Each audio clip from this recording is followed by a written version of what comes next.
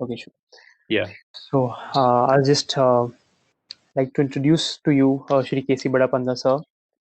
He believes in his mission for dissemination of latest ideas for popularization of science and culture in the society. He has dedicated 37 years of his career to the State Fisheries Department, where he has trained and sensitized thousands of fishermen and farmers. He has also served as the managing director of the Odisha State Fishermen Cooperative Federation. He was the chief architect for the formulation of Odisha Marine Fisheries Regulation Act. He was the state envoy to the states of Andhra Pradesh and Madhya Pradesh for reservoir fishery management principles which were adopted in those two states. He is the author of Odisha State Reservoir Fishery Policy and Inland Fishery Conservation Act. He was also the All India topper in DFSC. He has published 25 scientific papers so far, authored 7 books on fishery science, and has written various columns for Odia daily newspapers. Apart from that, he has also authored 3 books in Odia language related to literature and culture, and he is also a poet and has been felicitated with numerous awards for that as well. So I would request now Shri K.C. Badapanda sir to please begin with the session. Thank you, Harshdeep. Good afternoon. Namaskar. At the outset, I will welcome you all, my young friends, to my virtual class today. As Harshdeep has already indicated, basically I am a fishery scientist, but after retirement, I became rather multifaceted. Of course, I have not left my own profession. I am a consultant, I am a author, I am a poet, as Harshdeep has elaborated. But still, my book, Bharatiyata, that is Indianness, is so much liked by people that Orissa Sahitya Academy has published it. So Bharatiyata means Indianness. Why we will be proud for being an Indian? So with my introduction with Dr. Nitish Purohit, he has given me this topic. Now I will directly go to my topic, ancient scientific heritage of India, contribution of ancient India to astronomy, mathematics, physics, chemistry, metallurgy, medicines, surgery, naval architecture, arts, music, dance, and sports. So as you can realize that the subject is very exhaustive, so I will not lose time.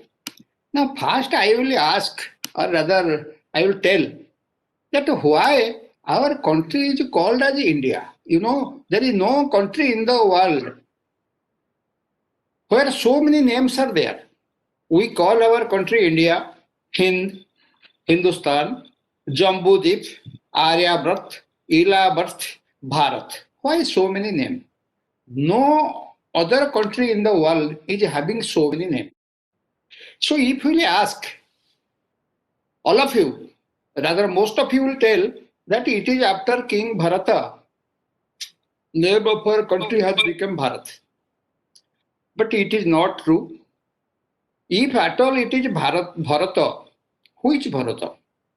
There are, Bharata is the younger brother of Lord Rama. He has ruled 14 years in Ajodhya during exile of Lord Rama. But he was not so influentially king that after his name, this India will be named. There is another Bharata who is the son of Dushmanta and Shakuntala. You must be knowing a story, mythical story, Dushmanta and Shakuntala. Their name is also Bharata. Maharshi Vyasadeva in Mahabharata has written that the son of King Rishabha was also Bharata. After his name, our country has been named. Again, you must be knowing that the father of Natya Veda, who is the father of dance, music, drama, etc., called as the Upaveda, Natya Veda, he is also Bharat Muni. So it is simply confusing that so many Bharata, after whose name our country has been named.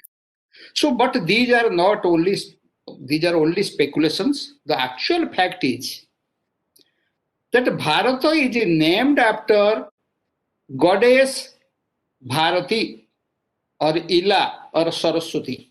These are the names of goddess Saraswati. She is also called as Bharati, also called as Ila. So according to her name, our country has become माँ भारती का संतान जहाँ बसते हैं उसको भारत बोलते हैं. इसको it is also called as Ilavarth or Bharatvarsha. Now you must be knowing if any sacred function is done, puja, sankalpa, whatever, the first mantra is Om Vishnu Vishnu Vishnu अथ जम्बूदीपे भरद्वाज गोत्र कृष्ण चंद्र देव सर्वणा तस्य पत्न्यायं श्राद्ध संकल्प काले भवन्त्यः. तो where from Jambudipa comes? It's our country is also called as Jambudipa. You must be all knowing that the great continent of Antarctica was broken into pieces. The process started 4.5 crores years ago. And it is divided into several parts: South America, Africa, Australia, Antarctica proper, and India, that especially southern India, south of Himalaya, was created. So it has been estimated by scientists that about 50 million years ago, the land was called as Gondwana land, and the theory is called as Gondwana land theory. 50 million years ago, Gondwana land, part of that Antarctica, dashed against our Eurasia plate, and our Himalaya and Tibet was formed. So that land, Gondwana, in Sanskrit is called as Jambudipa. So our country is named as Jambudipa because it is created as per the Gondwana land theory, scientifically accepted, and the people were of Gondwana land was called as Arya, and the country has become Aryabhat. Now coming to the most popular name, Hindustan or Hind. Why? You must be knowing that Britishers are not able to pronounce the river Sindhu. They called it Indus. Our civilization is Indus Valley civilization. So because river Sindhu is pronounced by foreigners as Indus or Indu, from Indu, Hindu has come, and where Hindu are staying, it is called Hindustan or Hind. Now I think I am clear to all of you that why our name of our country is in Hind, Hindustan, Jambudip, Aryabharat and Ilabharat. But one thing is left, that is India. Why it is India? Because it is the country of river Indus or the country of Hindu or Hindu. It is called as India. The country of Indus River or Indus Valley civilization is called as India. This is one reason. And the second reason, you must be knowing that indigo is a color which was largely cultivated in India and exported to foreign country. My young friends will be aware that there was a TV serial called as Poros. If you have marked properly, all Indian soldiers along with King Poros all were colored with indigo color, whereas Alexander and his soldiers, etc., they were wearing only white cloth. So it is India who has colored the whole world. Color was not known to others outside India. India is the country which taught colors to the whole world. So for the color of indigo and for the country of Indus, river of Indus, India is called as India, and it is going on till now. Now, after knowing our country properly, India, now we will discuss how old is Indian civilization. Okay. Now, one thing here I will highlight that if the country Bharat is the country of Ma Saraswati, goddess Saraswati, So whether Indians are more brainy compared to rest of the world? The answer is yes. How? After Second World War, British doctor was doing post-mortem of soldiers who died in that Second World War. And interestingly, they found that the pineal gland in the brain of Indian soldier is comparatively larger than the pineal gland of all the soldiers from other countries. The reason is, the pineal gland is the third eye of a human brain. So if pineal gland is larger, obviously the man will be more intelligent. So why it has happened?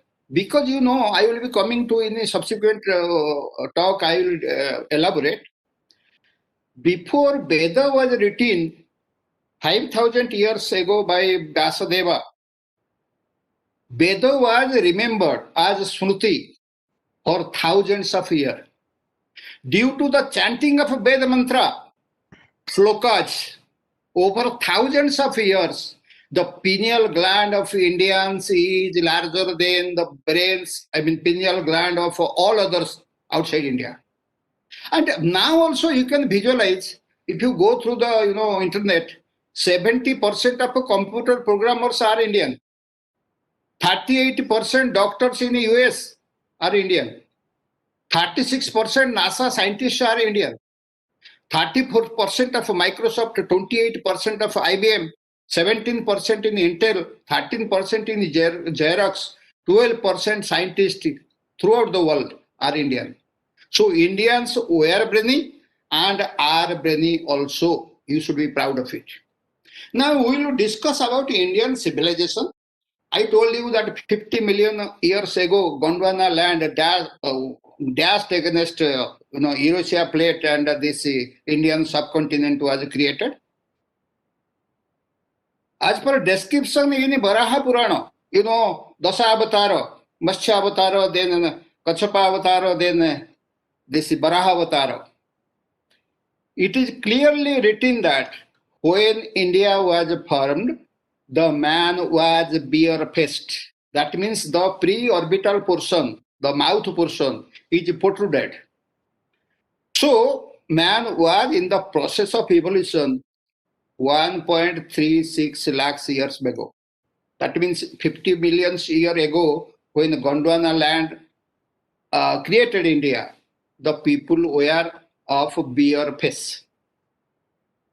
But as per the latest findings, research, it is confidently told that 1.36 million years ago, Asia was having human population. The proof is from the ancient stone weapons retrieved. 7 lakhs years ago, India was having human population. It has been proved from archaeological evidence. At least 5 lakhs years ago, human was very much present in the Indian subcontinent, which has been proved by the fossil retrieved from the Narmada Valley. But you will be all happy to know that at least 2.5 lakhs years ago, everywhere in India there is human population. So India is at least 2.5 lakhs years old. So our civilization is the oldest civilization of the world. Dr. Bhartaka has written a book called as Vastava Ramayana. There he has mentioned that Indian civilization was present, was flourishing 72,000 years ago. And in 17,000 years ago, that means deduct 2,000 this after Christian era, 15,000 years ago, you must be knowing that Vamana was sent to Patala by Bhagavan Vishnu in Vamana avatar. So first man in man shape without protruded mouth, bare face. It was evolved exactly 17,000 years ago, when Bali was sent to Patala. Then what is Patala? Pada Tala is Patala. Exactly below your foot, that is South America. So South America was known in Veda, it is described. It is called as Patala Lanka. The North America is also called as Patala. It is also called as Amarka because North America comes, below China. If you go to Padatala theory, exactly below your foot, then North America is below China or Tibet, whereas below us in Indian subcontinent, it is South America, which is called as Patala. So Bali was sent to Patala means not to through the earth crust, but he was exiled to Patala Lanka, that is South America. You can go through this Vastava Ramayana of Dr. Bhartak. Now we will go to next scientist, Dr. Arisio Neon and Dr. Dos Santos. Both are a nuclear physicist from the Federal University of Minas and Gerais, Brazil. He has written in his book that South Indians have settled in South America 11,000 years before Columbus reached. You must be knowing that Columbus, in the hope of discovering India, he discovered accidentally America. So before Columbus touched American coast by boat, 11,000 prior to that, South Indian have flourished, that is civilization or that settlement has flourished 11,000 years before Columbus reached America. Now next scientist, rather historian, Prescott, ancient historian, he has clearly written in his book that there is an Aztec community in Mexico. You must be knowing in between USA and South America, there is a country called as Mexico. So there is a community called as Aztec. Aztec community has a story that there was a gentleman, a great man, Quetzalcoatl, who came from South India to their country. And he has developed the civilization and agriculture in their community. And his era is called as the golden era for Aztecs. If you go through the history of the world, nowhere any proof of this is available except Valmiki Ramayana. Valmiki Ramayana has clearly written in Uttarakhand that Subahu of Lanka, Sri Lanka, was punished by Vishnu and sent to Patala. I told you that Patala is South America. So after many years, when he was excused by Lord Vishnu, he returned to India. The same thing Aztec community tells, that a great man came, helped us in developing agriculture and civilization.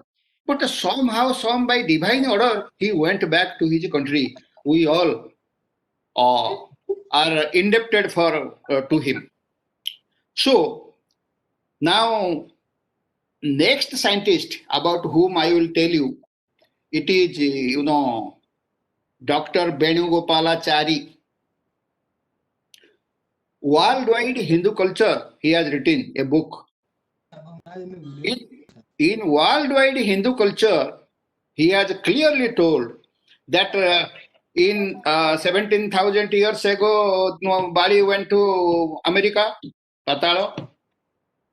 But there is a great deluge, by deluge, whatever you tell, pralaya, Jala pralaya. So Jala pralaya has happened in 13,000 BCE, before Christ. That means 15,000 years ago. So in between the Ice Age and the Great Deluge, there were 12 Devasura Sangram, battle between Devas and Asuras. What are Devas? Those who believe in the worship of nature are called as Deva. Those who are non-believers, Nastics, they are called as Asura. So Deva, Asura, these are not separate people, but same people. Those who are believing on God, believing on nature, worshipping nature are called as Deva, and those who are non-believer are called as Asura. So he has clearly depicted in his book that there was a 12-time Devasura Sangrama, Devasura battle between the Ice Age and the Great Deluge, 13,000 years back, to conquer and occupy, rule the different parts of the globe. The result of the battle is that from Caspian Sea up to East Ocean, that means Pacific Ocean, from Caspian Sea up to Pacific Ocean, this landscape was conquered by Deva, that is Aryas, and those who non-believers called as Asura. Asura are actually Assyrians, non-believers. They were thrown out to the western side of Caspian Sea. So Assyrians are called as Asura. Dutch are called as Datya in our Purana or Veda. Dutch, German or Danes are depicted as Danaba. Palanko, inhabitant of Patala, that means Americans. So the description, whatever is giving in our Veda or Purana, whatever, these are the true story of Indian civilization. Okay. So after throwing some light about this, I will go to the next topic, that is the Great Deluge, which happened 13,000 BCE. That means 15,000 years ago. Due to the Great Deluge in Jala Pralaya, most of the Deva and Asura were died. It is also accepted by Bible. Noah of Bible is equal to Manu of Indian script, that is Veda. So Manu along with Saptarishi have survived from the great deluge, Jala Pralaya. And we all Indians are the descendants of this Manu and Saptarishi. Therefore, there are 8 gotras. Basically, there are 8 gotras in India. This one is Manu, Vaivasvata Manu, and the second is Saptarushi. Okay. Now, this great deluge of the Manu, survival of Manu. After that means after 13,000 years back, Hindu culture was prevalent throughout the world. That what has been written in worldwide Hindu culture. So it has been clearly written that after 13,000 years BCE, Hindu culture was prevalent throughout the world, and India was ranked as Vishwaguru, the teacher of all civilizations of the world. L.A. Waddell, a foreign historian, has written, Indian Aryans have established Aryan culture throughout the world after 13,000 BCE.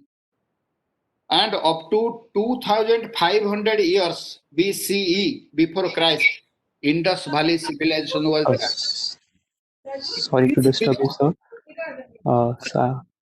Actually, they're not able to see. Could you please scroll down? They are saying that they're not able to see. Okay, now it is okay? Yes.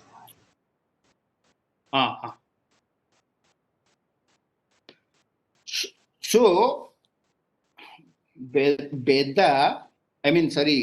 Indian civilization was from at least 13,000 BCE. That means 15,000 years ago. Now Christian era 2020 plus 13,000.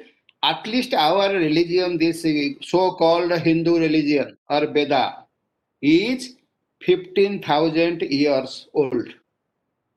This has been given by a foreign historian also, L.A. Water. Now here two things I will indicate. One is our Lord Rama, you know, the famous Rama Rajya. It has been proved if you go to internet, you can find that Lord Rama was born in Ajodhya exactly on 5114, 5114 BCE, January 14th. So you must be knowing that Valmiki has written Ramayana. So Valmiki is a contemporary of Lord Rama. Huh? And Valmiki has been credited as the first writer of the world. Valmiki was going to river to take bath. On the way, he found that two, birds were loving each other. At that time, arrow was thrown by somebody, and one of them died.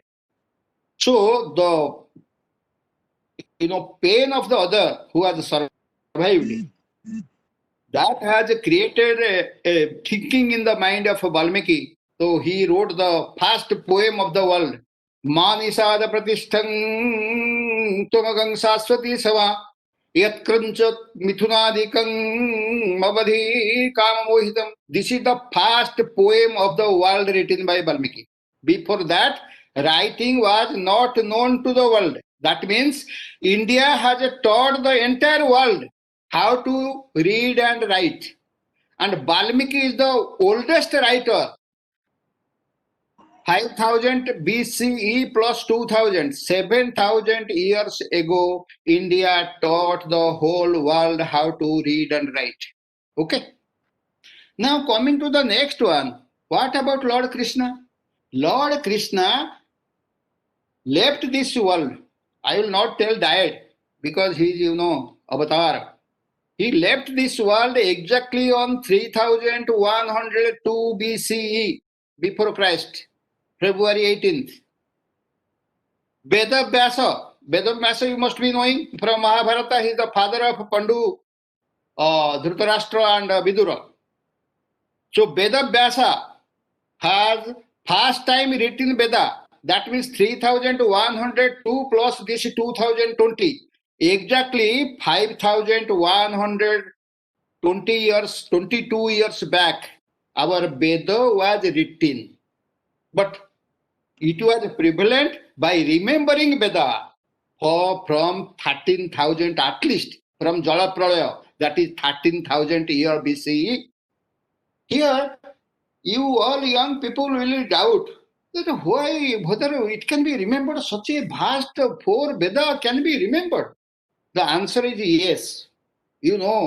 I come from a Brahmin family. My father was a great Pandit of his time. He has taught me several, Sanskrit poems in my fourth class. I was in fourth class during, say, 58 or so. In fifth class, I was in 1960. In those days, whatever Sanskrit I have learned, it is still I have remembered. And I can cite for half an hour, 1 hour, whatever you want. So Sanskrit is such a language. It is the only scientific language of the world today. So Veda can easily be remembered.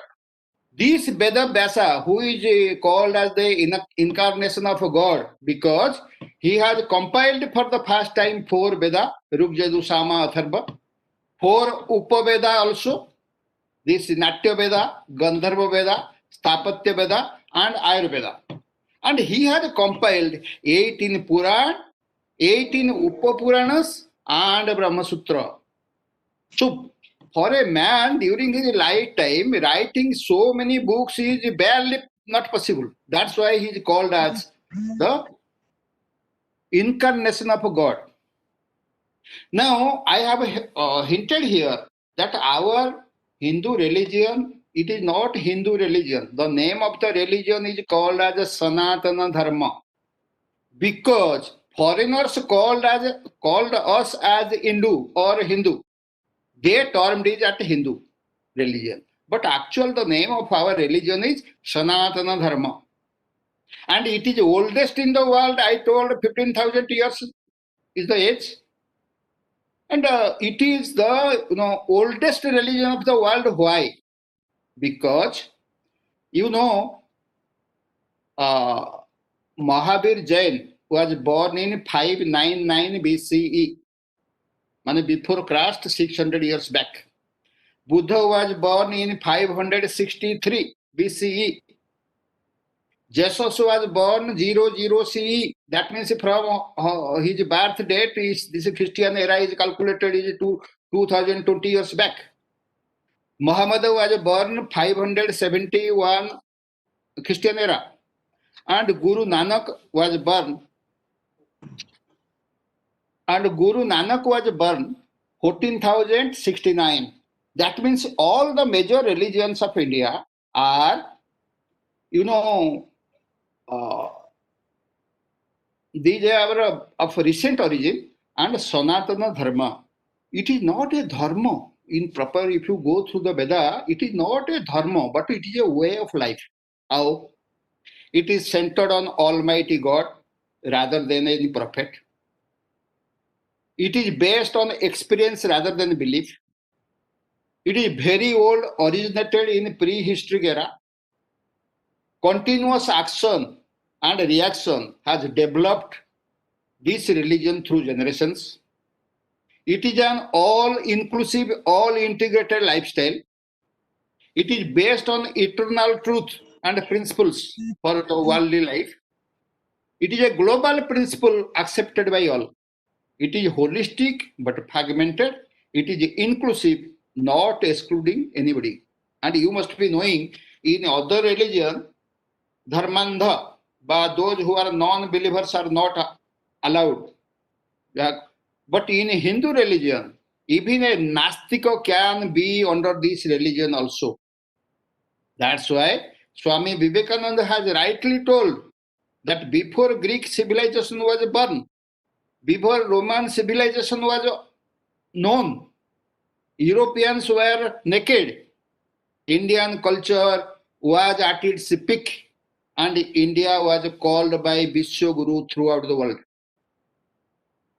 This has been clearly accepted by all Chinese and European travelers to India during pre-Christian era.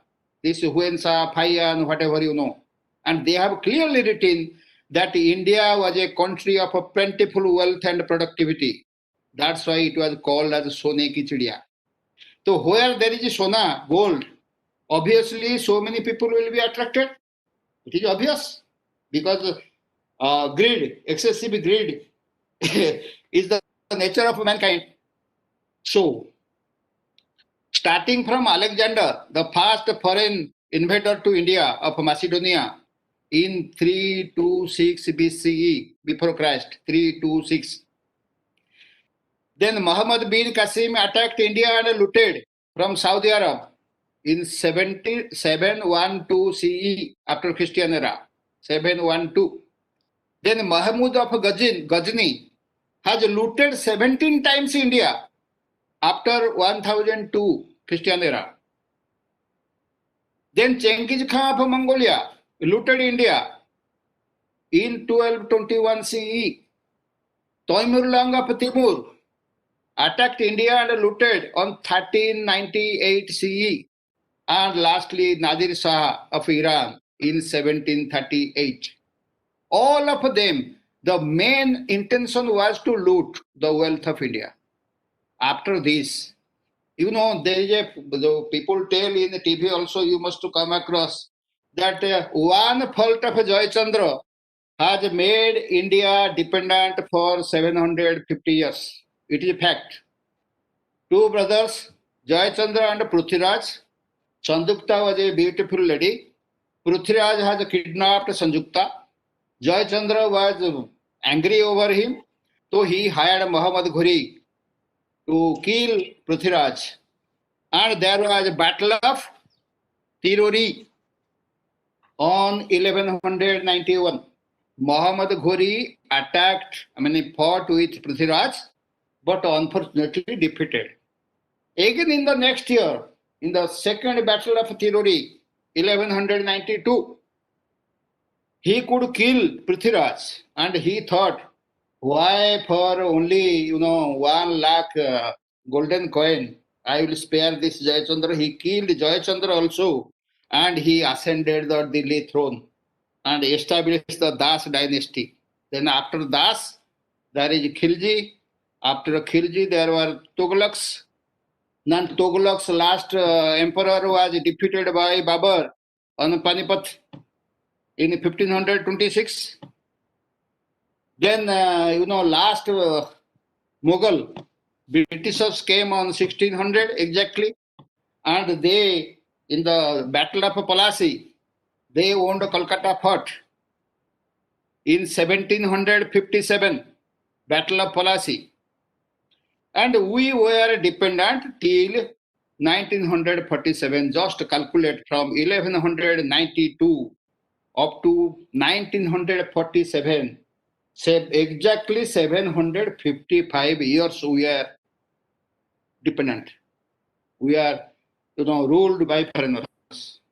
So even after continuous looting,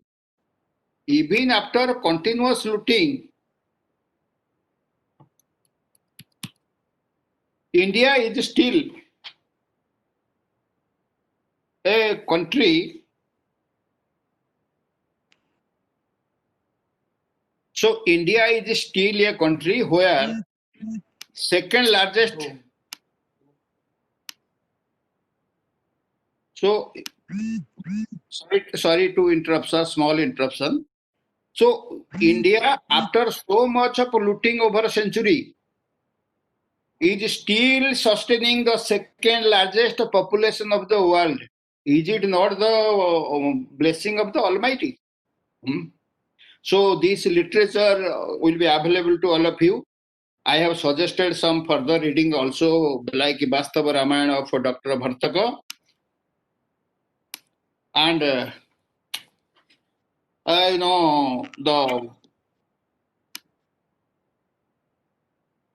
Dr. Venugopalachari Worldwide Hindu Culture. Then the author, a very prominent author, that is Stephen Knapp, The Secret Teaching of the Vedas, The Heart of Hinduism, The Eastern Path to Freedom, Empowerment and Illumination. This is a must-read book for all those who are in love with their country. Now we'll discuss, contribution of Veda to astronomy, geography. So, first chapter we will discuss here, what is the contribution of Veda to astronomy and geography. You must be all knowing that India was the birthplace of both astronomy and astrology. It has been inscribed already in Rig Veda, written 5,000 years ago. In 3rd century BCE, Veda was written. So astronomy and astrology are in Rig Veda also. India was capable to calculate exact date and time for solar eclipse and lunar eclipse, diameter and circumference of the earth, gravitational force, distance from the sun and planet and moon. So you will not be astonished because Panjika or Panji, whatever you tell. Our ordinary people in a rural village also, they used to calculate, and exactly in Panjika they have mentioned in so and so date a solar eclipse or lunar eclipse will be there. So this is not a thing, you are all familiar with it.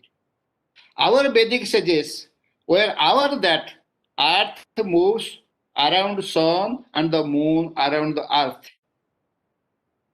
Much earlier to modern geographer of whatever scientific inventions were made by foreigners, it was mostly in 18th 19th century. Okay.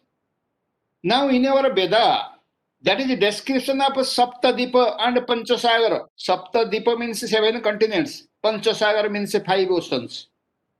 I think you are all will agree with me. There are 7 continents and 5 oceans in the world. This has been inscripted in our Purana written 5,000 years ago. Is it not astonishing? Knowledge of a cosmos and a galaxy. It was very much familiar to our ancient sages, because in Srimad Bhagavatam it was written that in the body of the Almighty God, Vishnu, there are number of cosmos and galaxies. So unless they are aware of the cosmos and galaxy, how they can write like this? You'll be all happy to know.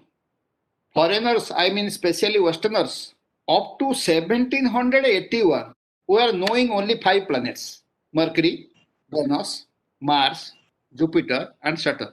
These 5 planets were known to them. But before, because why I told 1781? Because Herschel, a scientist, astronomer, he had discovered this Uranus, Neptune, and Pluto. But you will be astonished to know that Vedavyasa in Mahabharata has written the exact position and movement of these 3 planets. Indra, Varuna, and Jama, he has named. Now he named. But their name was differently depicted by Vedavyasa as Sweta, Syama, and Tibra.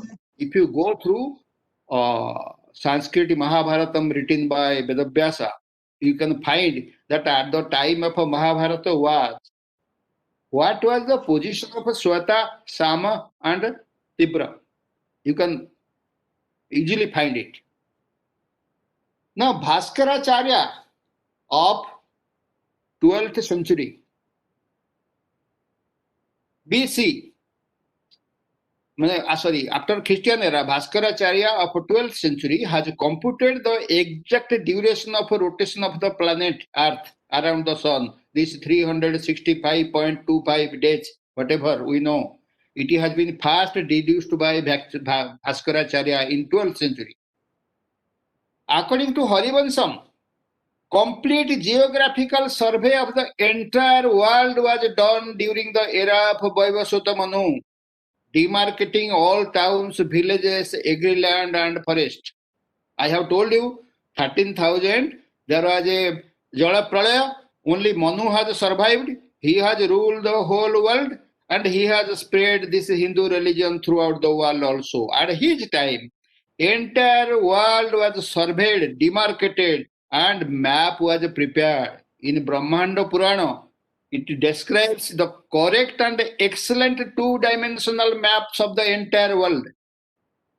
In Surya Siddhanta, it is written that spherical wooden models of the earth were prepared, indicating the equator and the meridians, and were safely kept with care in wooden boxes in those times. Vedic sages were our other planets with life. How? In Vishnu Purana, it is clearly written that Earth is one of the many planets having life on them in this cosmos. Unless they are aware that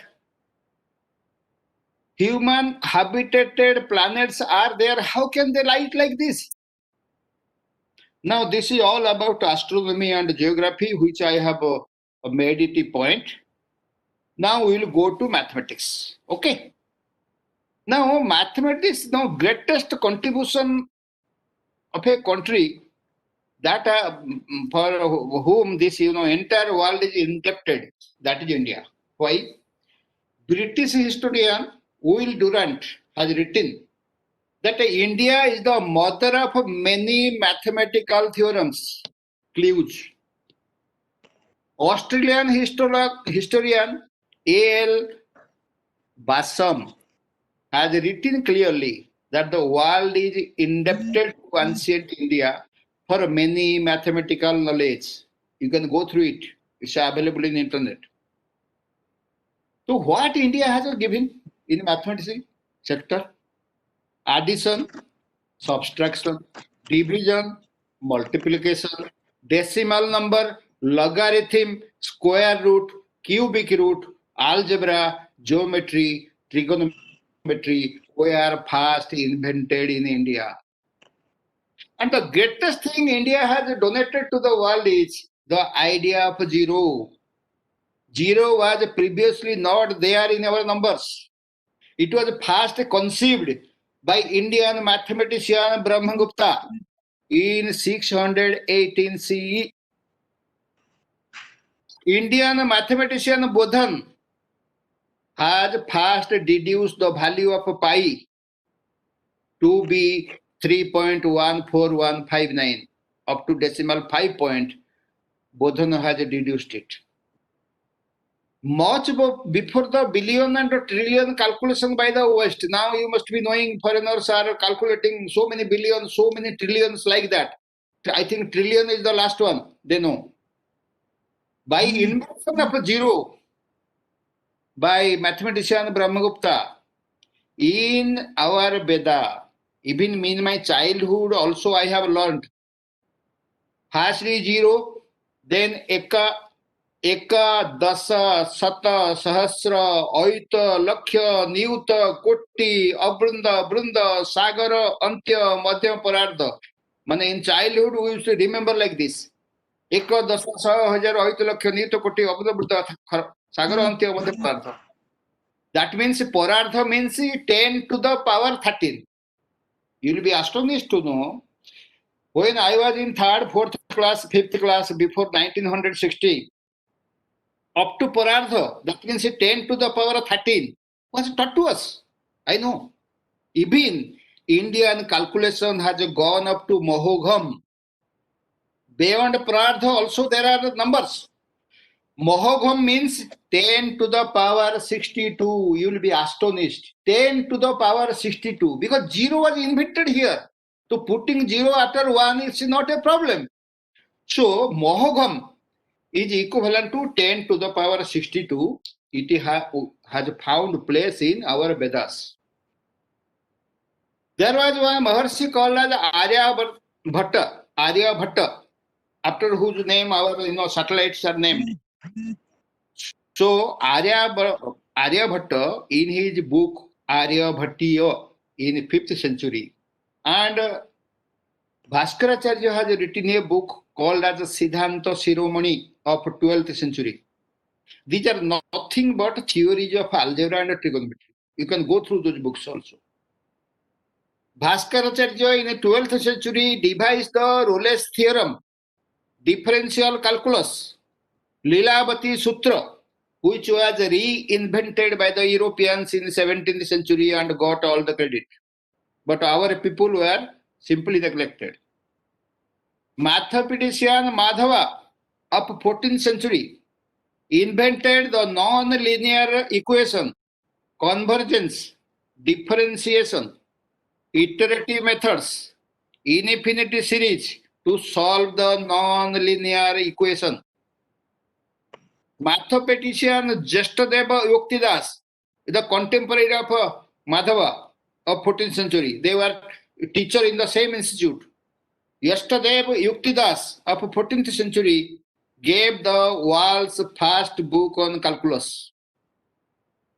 Jagya Mandapa, a book written by mathematician Vaidhayana, first gave the Pythagoras theorem. You are all aware of the Pythagoras theorem, you know, a square of base plus a square of the perpendicular is equal to square of the diagonal. It is Pythagoras theorem. But in Yagya Mandapa written by mathematician Vaidhayana, this was the original source of Pythagoras theorem. But it was reinvented by Pythagoras in the 18th century and he got all the credit. देख लो आपको जैसे कि बेवकूफ गया है सब कहते हैं हाँ हाँ सूरज हुआ कहाँ है दिवाकर हाँ now तो जॉब सब करते हैं मतलब देख any problem now please mute yourself. if a 8-digit number is multiplied, you can do it. If a 8-digit number is multiplied by another 8-digit number in the computer, you cannot get the result in one stroke by computer. You go through it. You practice it by yourself. If a 8-digit number is multiplied by another 8-digit number, you cannot get the result in one stroke. But in Vedic mathematics, it was very, very easy.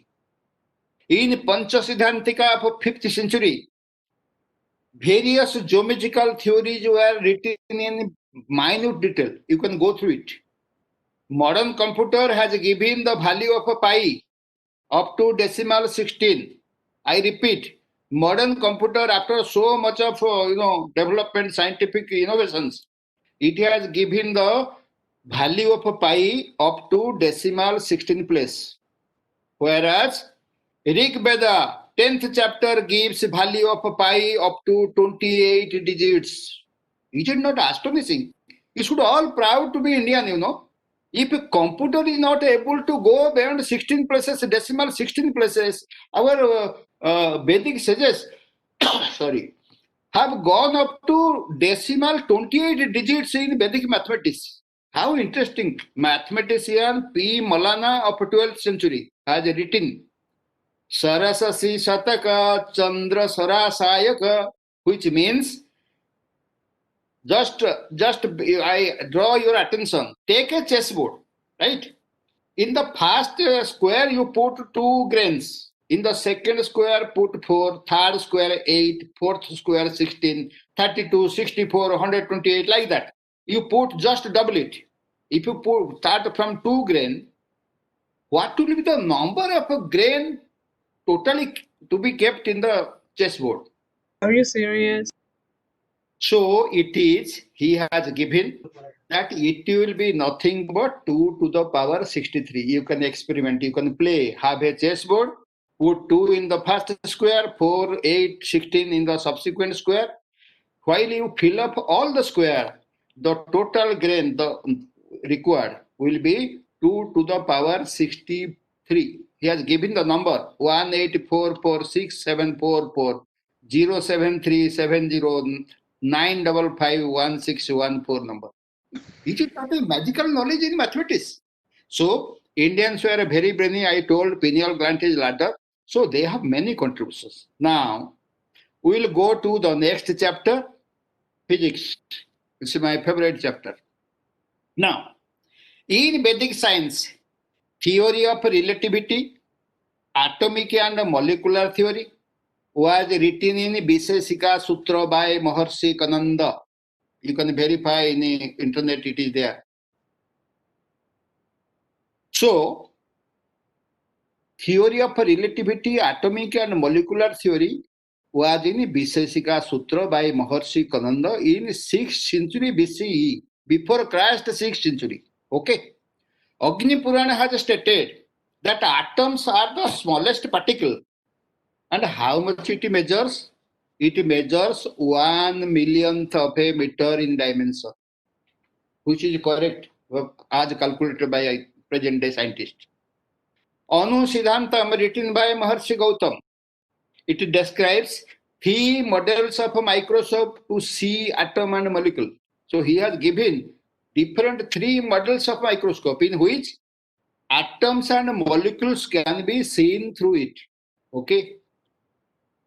Next comes your Sayana Madhava. Sayana Madhava has calculated the speed of light in Rig Veda. Jojanam sahasre dve, satabde dvecha jojane, ekina nimisardhena, karmamana namastute. He has written, it is written by Sayana Madhava. This works out to 325941, 3,25,940 kilometers, which is actually the speed of light. Aryabhatta in the 5th century told about day and night due to rotation of the earth.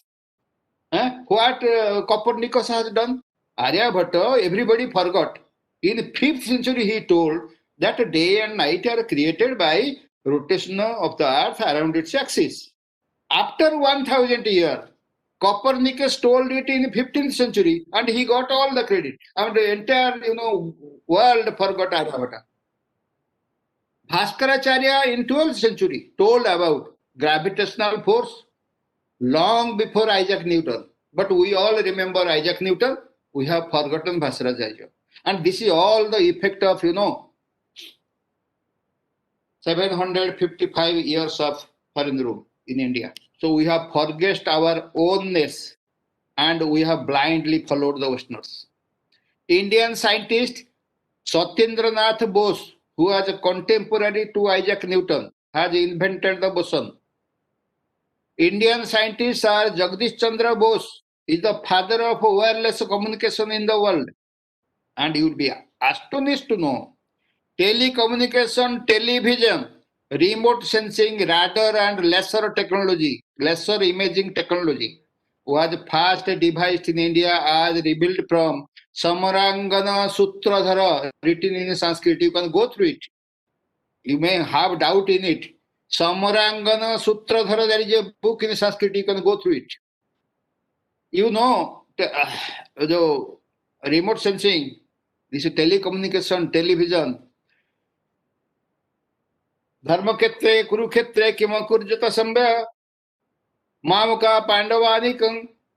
नहीं आपण Mahabharat sorry भगवत guitar प्रथम श्लोक धर्मक्षेत्रे कुरुक्षेत्रे समवेता जदुत्सवा मामुका पांडवानिकं किम कुर्वत Sanjay. Yudhishthira is asking Sanjay, what my child and Pandavas are doing in the battlefield of Mahabharata. Sitting in the palace, he was telling it. Is it not remote sensing as I am sitting within four walls and you are seeing me? It is the same thing which was there 5,000 years back, but we lost it. We lost it. Why? There is reason for it. In the Bible or in Quran, whatever other religions are there, history of the world is available up to 2,000, 2,500 years. Before that, there is no recorded history. But we had recorded history of from 13,000 year BCE. So whatever literature was there in India in the form of library of Takshashila or Nalanda, thinking that these are all absurd, all bogus, they have burnt it and we lost valuable history of India. Now, I told you about telecommunication. Next, and very interesting, Panchabhuta theory. You must be knowing that our body is built out of 5 elements. Panchabhuta theory. What does it represent? Soil is in a solid state. Water is in a liquid state. Air is in a gaseous state. Fire is in plasma state and sky is in a nuclear state. Are you agreeing with me? How intelligent they were, just imagine. They have told Panchabhuta constitute the entire world, even human body, a vegetable, any animal. This Panchabhuta, what does it indicate? Soil is solid, water is liquid, air is gas, fire is plasma, and sky is a nuclear material. How interesting, Now we will go to next chapter, that is chemistry. Okay. Vedic chemistry, Nagarjuna. Nagarjuna was a renowned chemistry in Vedic era. He was called as the father of evaporation and condensation reaction.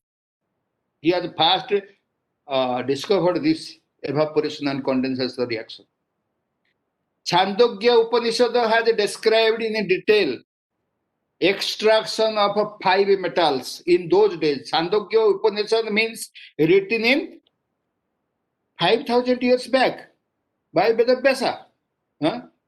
Their extraction method of 5 metals, namely gold, silver, tin, lead and iron, has been written. All these 5 metals are invented for the first time in India. India is the mother of manufacture of glass, perfumes, colors I have already indicated. Nobody in the world was knowing what color is. India has colored the entire world, I have told. That's why our country name is India, because we produce indigo. So, glass, perfumes, color, and sugar was first invented in Vedic India.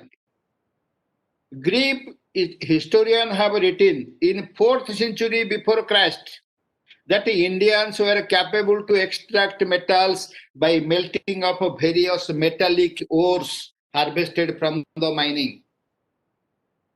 By this technique, from 18th century BCE to 17th century CE, you must be all knowing that there are the coins previously, Swarna Mudra, Raupya Mudra, different coins were in practice by different kings. Because India was very efficient in metrology, from 8th century BCE before Christ up to 17th century after Christian era, many up to Britishers came to India. So for 2500 years, metallic coins were the medium of exchange in India because they are very efficient in metrology. Now, next interesting is the iron pillar in the premises of the Qutub Minar, Delhi. A portion has been taken and analyzed in the laboratory. It is found that these are built by this pillar is built by metal powder technology. It is a pillar of 5th century erected during Gupta dynasty. It is made out of rust-proof iron alloy.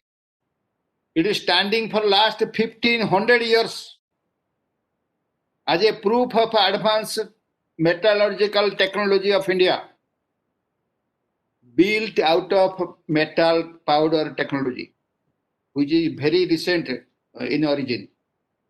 Greek historian Herodotus of 5th century before Christ has written that arrow, knives, swords, and armors, dress prepared out of iron, were used out of iron by Indian soldiers. That means Indian were using, soldiers were using iron arrow, knife, sword, and armors. Now, before 1726, when diamond was discovered in Brazil for the first time, diamond was not known to the entire world. It is for the first time discovered in 1726 in Brazil. But before that, India was the only diamond producing country of the whole world. Just think of how great you are, your forefathers are. Indian ladies, even now, after 755 years of looting, Indian ladies still possess the largest quantity of gold of the world, 11% of the total gold reserve of the world, in shape of ornaments, in spite of a continuous looting and foreign rule. Be proud of your country. The Brahmastra described in Mahabharata, if you go through the Mahabharata written by Vyasa, Brahmastra description is there in Mahabharata. It is believed that it is nothing but an atomic weapon because the after effect description is exactly like the effect of the atomic weapon. Then, decision is left to you whether you will accept it or not. So it is told that Brahmastra was nothing but an atomic weapon. Okay.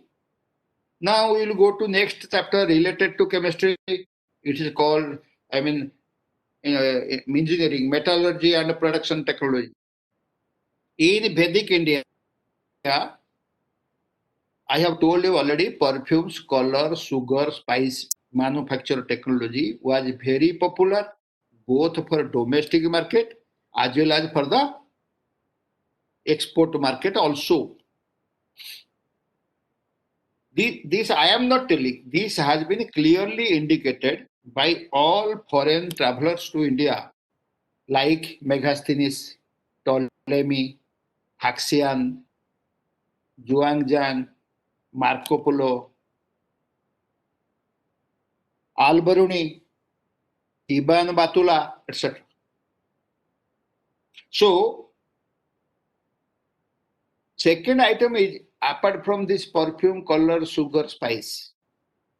Next manufactured thing was spinning and weaving and coloring of a cloth. It was first invented in India. You can collect from internet as written by several historians. Indian civilization was at its peak when Europeans were just savage and naked. They were not wearing anything. So spinning, weaving, and coloring of a cloth was first invented in India. It has been described in detail in various Puranas. Now, in the biography of Pliny, you must be knowing a famous man, Pliny. Biography of Pliny, it indicates that India was exporting cotton, silk, woolen cloth, wools, colored carpet, from very fine cloth to very thick canvas to Rome. It is not, I am not telling, it is written in the biography of Pliny. Pliny has written. Now, firearms like gun, rockets, and missiles was invented in Vedic India only. Marco Polo of Venice was sent by his king to India to collect the secret of firearm manufacture, but he failed in his mission. People told him that how gunpowder is built, how arms are built, we do not know. Whoever knows is inside the fort of the king. So it is not known to common man, it was known to only army people. No. Sukra Niti Shastra, written by Sukracharya. You must be knowing that Sukracharya is a famous name, the Guru Dev of Assyrians, Asuras. So Sukra Niti Shastra, written by Sukracharya, describes the details of manufacture of gunpowder. Satagni has been described in Veda. This weapon fires 100 bullets at a time in its destination. You can verify. Satagni is a weapon described in our Veda which is capable of firing 100 bullets at a time at its destination. A.M. Eliot, Henrik Brunhofer, Gustav Oppert have written that ancient Indians were very efficient in the manufacture and the use of gunpowder. You must be knowing, if you have visited any old forts like Golconda forts or whatever forts, lot of old forts are there.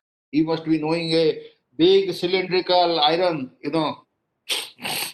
weapon is there everywhere in all our forts. So India were very much developed in firearms. Now we'll go to the shipbuilding and navigation. The proof of in ancient India's navigation is revealed from two things. One is the figure or portrait of the sailboat in Mohenjo-daro. You must be knowing Harappa, Mohenjo-daro, our old civilization of 2,500 years back before Christ. In Mohenjo-daro, a sailboat portrait is there, and in the Ajanta cave, a sea-going ship portrait is there. This clearly indicates that Indians were very efficient in shipbuilding and navigation in Vedic era. Shipbuilding and navigation was not only very much developed, but there are several texts in ancient India written in Sanskrit and Pali about seafaring and navigation. Vedic India was having trade relation with Cambodia, Java, Sumatra, Borneo, China, Arab, Egypt, Peru. In Orissa, especially on Kartika Purnima, there is a special, Boita Bandhano, worship of boats, sea-going boats is performed every Kartika Purnima. Aka Ma Bhai. So any Oriya, you can inquire from your friends from Orissa. That was the day in which Oriya businessmen traders used to go to Java, Sumatra, etc. with indigo color and spices. for trade and commerce. By 5000 Christian era, Indian navigators were using compass and sextant. How much interesting, just see. By 5000 Christian era, Indian navigators were using both compass and sextant.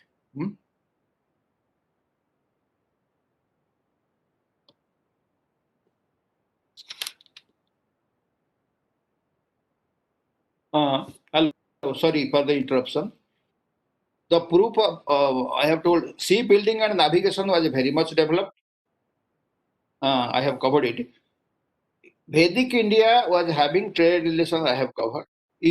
By 5000 Christian era, Indian navigators were using compass and sextant. It's not, I am not telling. British naval engineer J.L. Reid, you can refer it in the internet also. British naval engineer J.L. Reid has written clearly that Vedic scholars were conversant to fix direction by using magnets and were laying foundation stone in the northeast corner, Aishanya Kona, while constructing building. While constructing a new building, always in the Aishanya, there will be foundation stone is laid. So India, unless they were hour of north by magnet, how can they lay foundation stone in the Aishanya Kona? In Vedic compass, what was done? It was a magnetic fish kept in a pot of oil, indicating the north always, called as Matsya Jantra.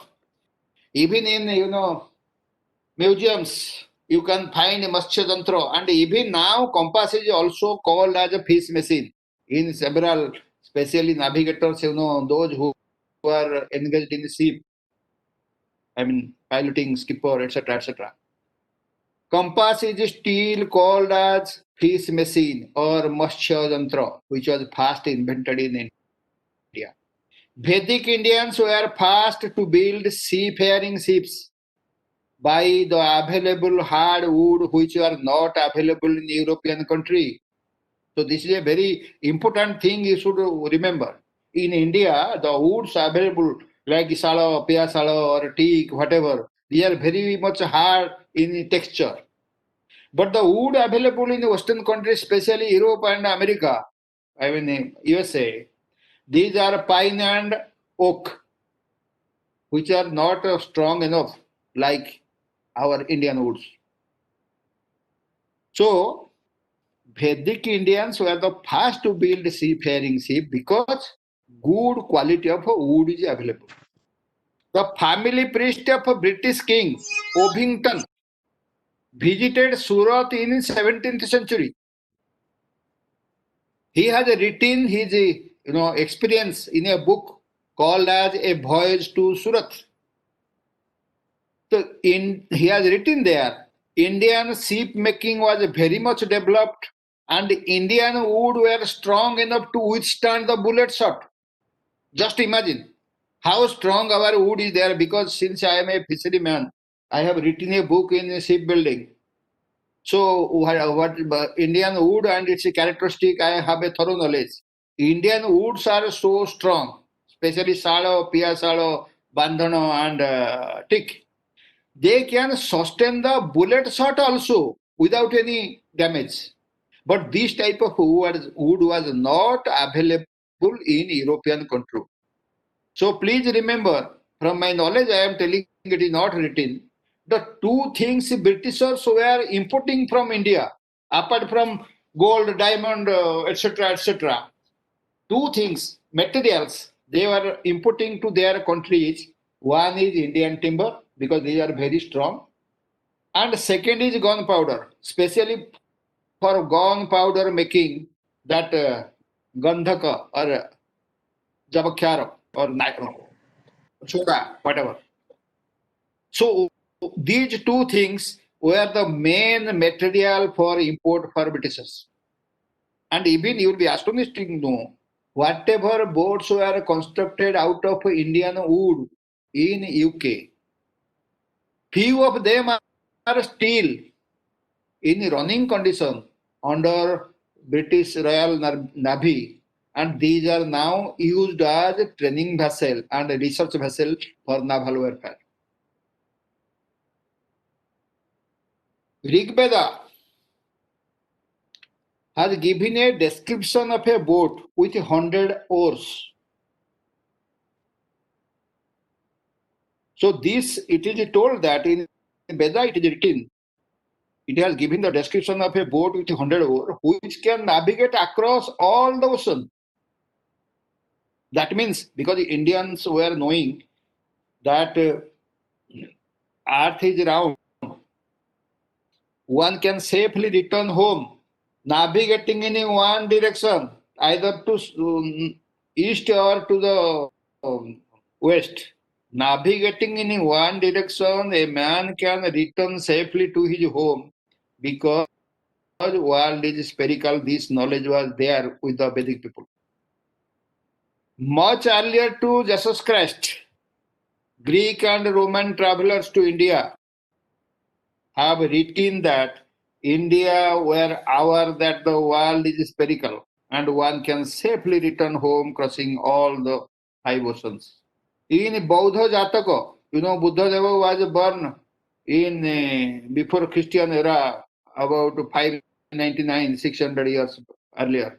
In Bauddha Jataka Galpa, it is written that India was having ship to carry 700 travelers at a time.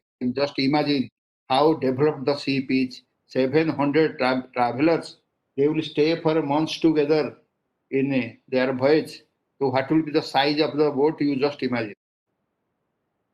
Arthashastra of Chanakya has a description of a navigation authority and port authority. Nowadays, we have port authority. Any port trust we have. But Arthashastra of Chanakya, written during Chandragupta Maurya, that has a detailed description of navigation authority and port authority. This indicate the old and ancient heritage of India in navigation and seamanship.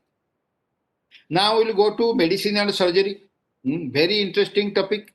The first exhaustive medical science book, Ayurveda book, because Ayurveda and acupuncture, this technology was first devised in India. So the first Ayurvedic book was written by Charaka. And Ayurveda is totally based upon herbal product. No chemicals are used in the medicine. Maharshi Charaka and Patanjali are the first doctors in the world, and Susruta is regarded as the first surgeon of the world. How? Maharshi Atreya and Agnivesha were famous physicians during 800 BCE, before Christ, 800 years back. Following them, Charaka has compiled a book called as Charaka Samhita. This is a book used as the textbook of medicine for last 2000 years. It is a record. Charaka Samhita is still regarded as a authenticate textbook for medicine in Ayurveda for last 2000 years. This describes human anatomy, cause, symptom, diagnosis and remedy of disease, digestive system, immunity, metabolism, embryology, genetic, whatnot. Now coming to the Susruta, the first surgeon of the world, he has authored a book called as Susruta Samhita in 800 BCE, before Christ.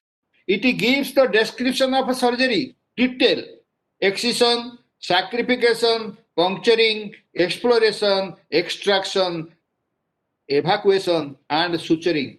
All these 8 steps of operation has been clearly described by Charaka. And you'll be astonished to know Charaka was an efficient eye surgeon. He was able to do eye operation.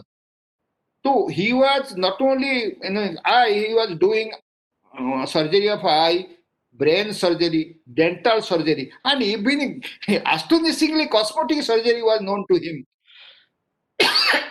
sorry, before 800 years of Jesus Christ. So, Charaka is the first doctor of the world, and Sushruta is the first surgeon of the world, capable of operating. Now, third is your Patanjali, Yoga Sutra. Patanjali in 200 BCE, before Christ, has written a book, Yoga Sutra, and I need not elaborate yoga. Everybody, you are our now yoga day, International Yoga Day is there. Everybody is after that the yoga now. So this is first written by Patanjali, who has given the secret how you will have mental health as well as physical health. You will have peace of mind as well as good health by yoga and pranayam. This was written by Patanjali. Thousands years earlier to Darwin. This is a very interesting thing. Just I invite your attention to this. The thing I am trying to impress upon you is thousands years earlier to Darwin. Darwin was in 19th century. He has given a theory called as theory of evolution. That from amoeba, gradually, animals have grown over lakhs of years. So, but it is in 19th century only. But you will be astonished to know that 7,000 years ago, in Vedic days, our Rishi or ancient sages were aware of this evolution theory. How? They have symbolically represented it in form of Dasavatara. The difference between Dasavatara and theory of evolution is Darwin gives the evolution of animals from aquatic to terrestrial, whereas Dasavatara tells about evolution of animals up to human. How? Life started in water, that is Matsyavatara. Then from water there is amphibians who can live in water as well as on the land, like Kurma Avatar. Then some four-footed animals, beasts, mammals have developed. It is depicted as a Baraha Avatar. I have told you during, Gondwana land, Himalaya creation, man was like a Baraha. I have already indicated. So, after Baraha, the fierce man, the fighter man, the dreaded man like Nrsimha was developed. Then he became a civilized man, Vamana, who sent Bali to Patala Lanka. I have already hinted about it. From Vamana, there was a fighter called as Parshurama, who killed several people who are non-believers of Sanatana Dharma. Then came Rama, the ruler, Maryada Purushottama Rama. After that, when Rama came, 7,000 years back, I have already hinted, 5,114 he was born. Then after Rama, 5,000 years ago, in 3,000, around 3,000 BC, Krishna and Balaram came. Balaram started cultivation. The first cultivator of the world is Balarama, and Krishna was an animal lover. He has started or taught people of the world animal husbandry. Then man became peace lover, and it's called Buddha. So Dasavatara clearly hints, clearly symbolizes, clearly indicates the evolution theory, rather more than the evolution theory of Darwin of 19th century. Now, most interesting thing now we will discuss, it is called Gotra tradition. Why in India there is a Gotra?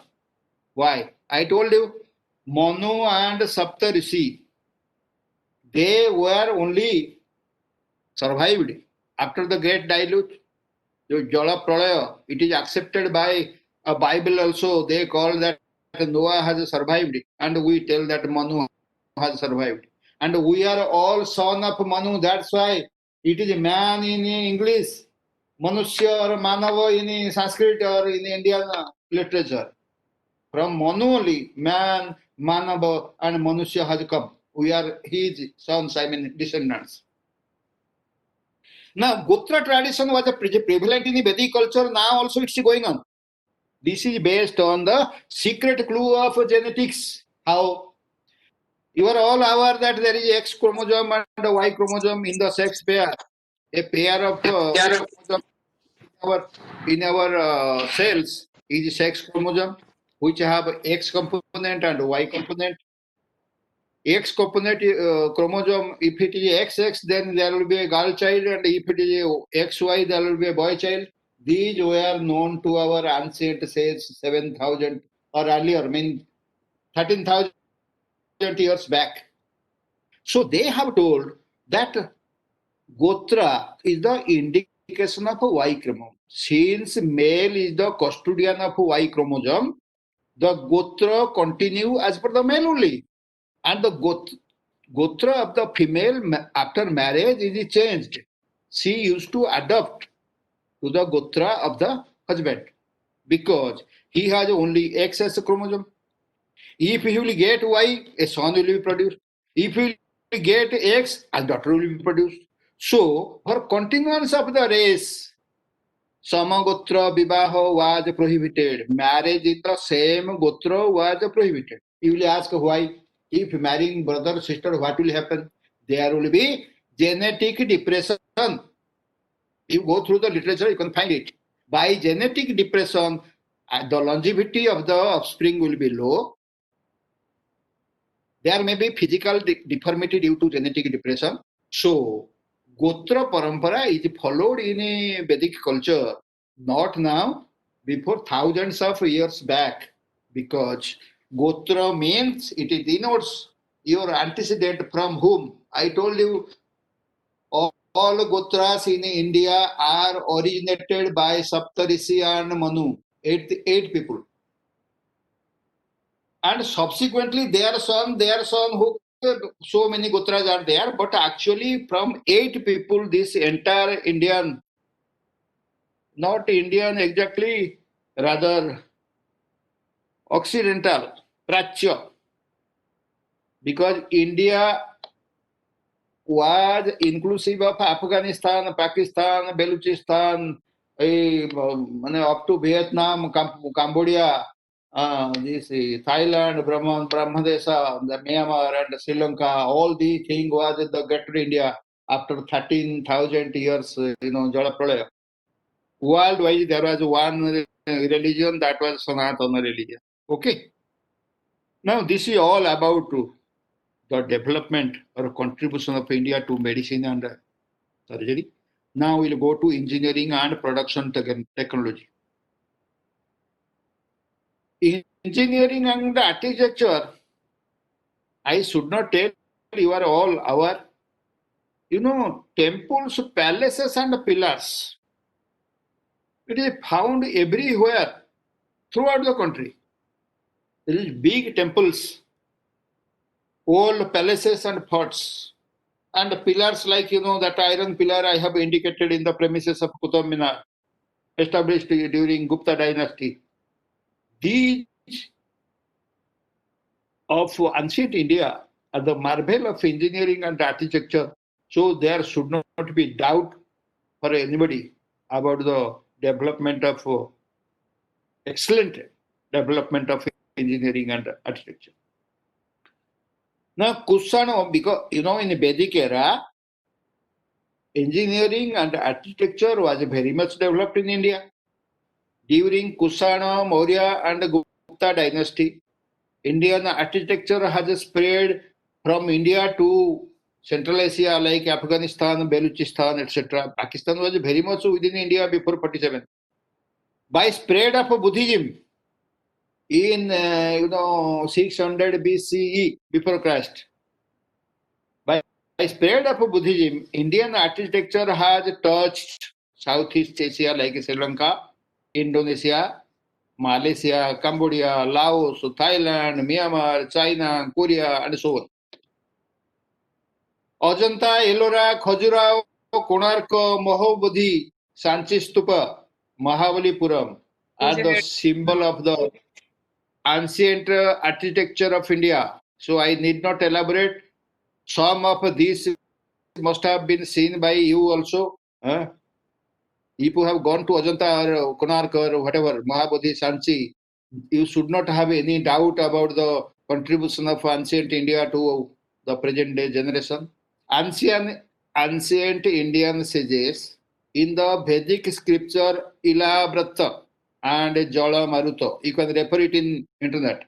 Ancient Indian sages in the book, in the writing, Ilavrata and Jala Maruto, they have described the details of irrigation engineering in a minute detail. 5,000 years ago, knowledge of a plant town was known to our ancient sages as seen in Harappa and Mohenjo-daro.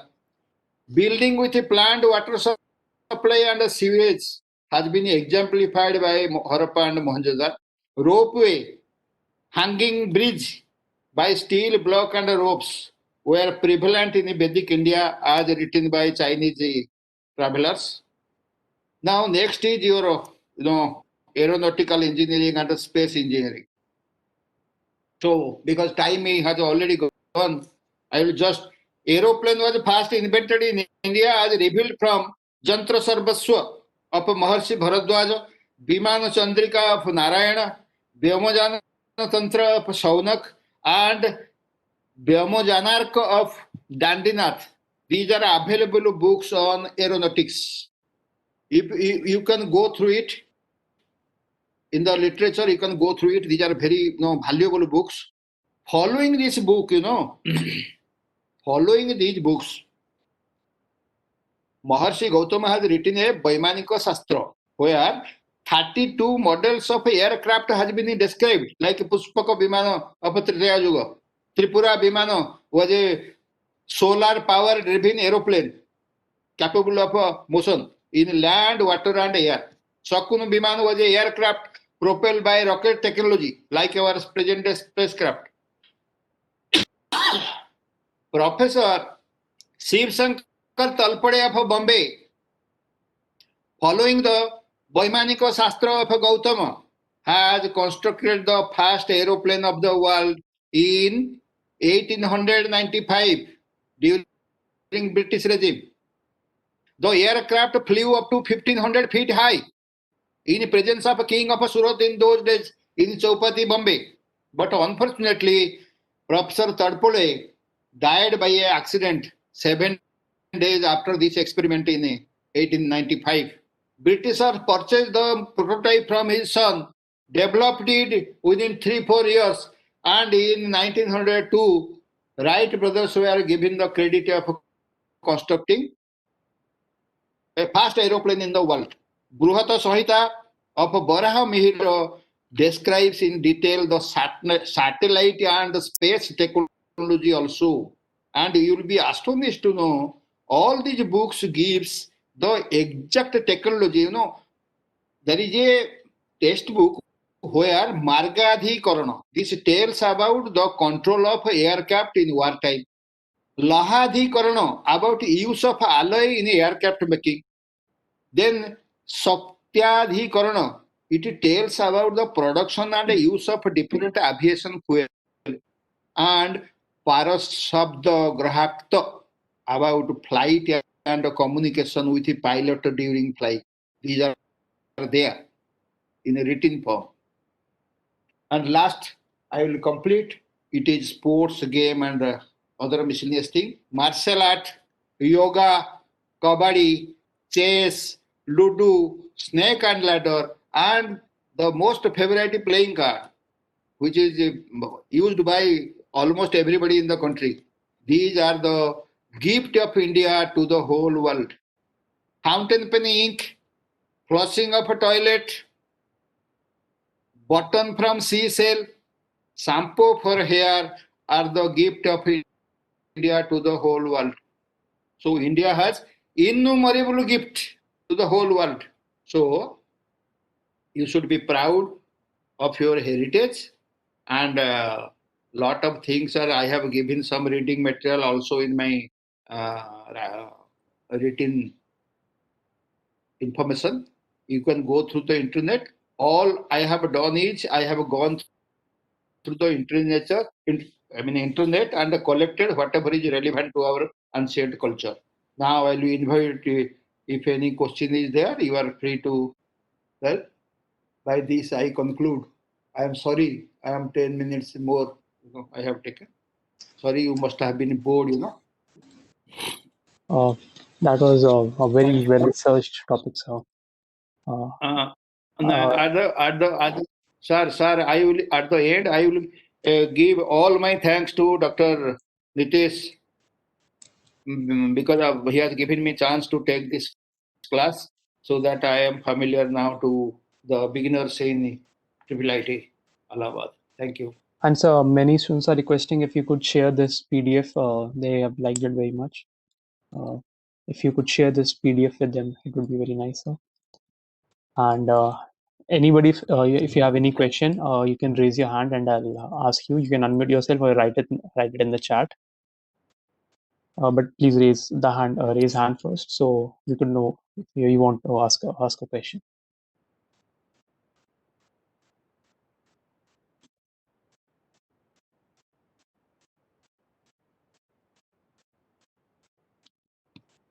Any questions, anybody?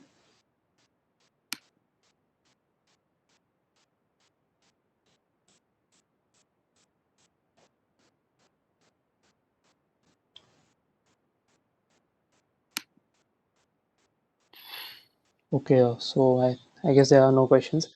That was very informative and quite well researched. Thank you for this session. I would like to call Dr. Nitesh Purohit, sir. I think he has an announcement to make for all of you. So please do not leave before that.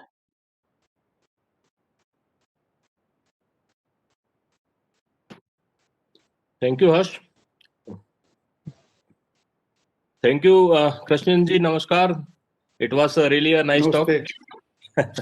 Thank you so much. So in the next session, actually, our speaker has some issue, so he is not able to take the session as such. So next session is more or less an empty. We can have an interaction. So I request the students, we can take some break, and at 16:30, after 15 minutes or so, we may join again, and let us see if you have any query related to this particular orientation camp program. We can have short discussion and I would like to see if